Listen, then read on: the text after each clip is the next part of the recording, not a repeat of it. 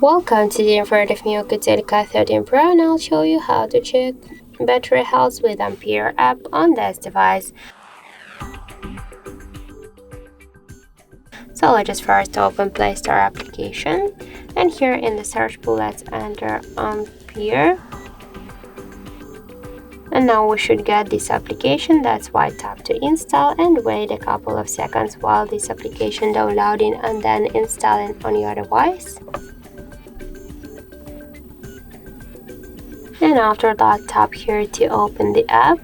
Click yes, I agree, be close, and on the left down corner tap to OK. And now here we can see the health of our device battery, and in my case that's good. Also you can hide here more information like the battery level, health, capacity, device model, Android version, and more other info.